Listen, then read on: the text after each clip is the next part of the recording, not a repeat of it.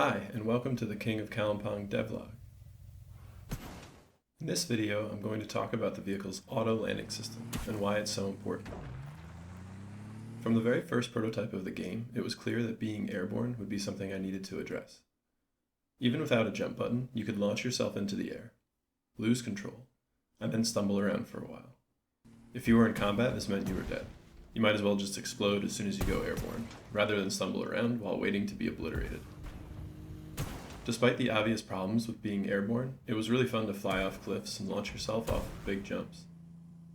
The incentives were mixed though. You knew that landing probably wouldn't go well, and therefore wouldn't be very fun, and then immediately afterward you'd die.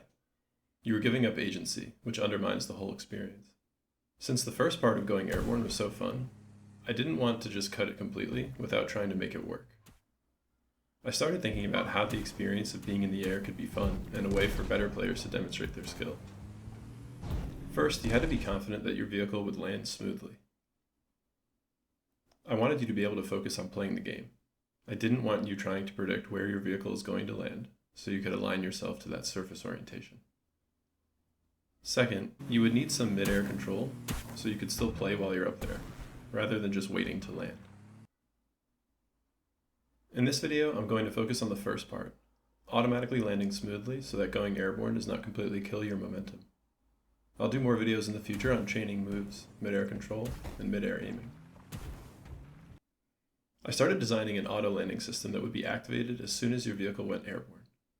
It had two functions: figure out where you're going to land, and then adjust your vehicle's orientation in mid-air so that you land as smoothly as possible. So when the vehicle takes off, I have its velocity, its position, and acceleration due to gravity. I want to know where it's going to land, which will also helpfully tell me when it's going to land. To predict the velocity's landing location, we can use a projectile motion equation. I can create a series of points along a curve, which represents the vehicle's airborne motion. As time increases, gravity accelerates the location toward the surface, creating a curve. I generate this curve 2 points at a time in 60 millisecond intervals.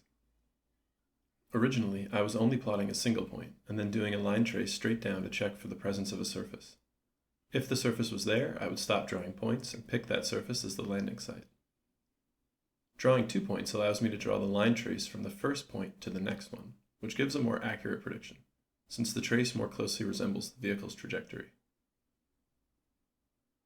There was a sneaky bug here that took a while to manifest itself. While driving across a slatted bridge, you could technically be airborne while your wheels were between slats.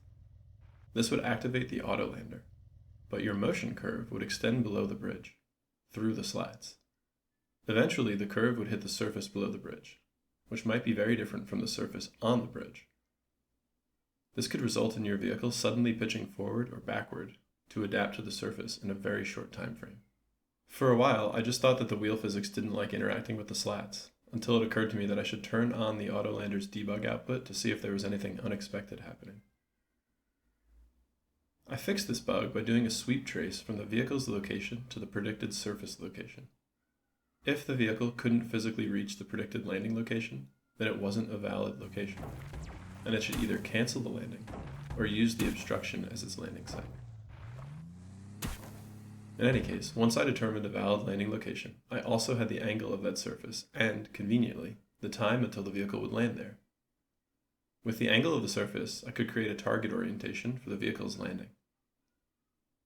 Then I could find the in-flight rotation the vehicle needed to apply, given its current orientation and angular velocity.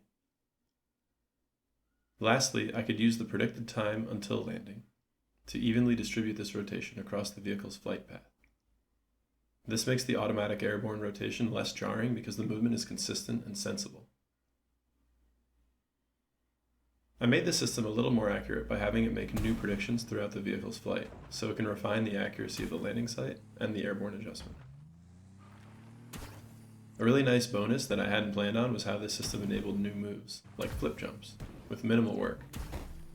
I just had to tell the Autolander that the user wanted to flip, and then add the number of flips times 360 degrees to the pitch angle difference. The vehicle's angular velocity around its right vector would be increased to execute the correct number of flips for the current jump. regardless of altitude or the surface from which you jumped and the surface on which you're landing. This was cool because now you could dodge in 3 directions, left, right, and up, and attack enemies behind and below you.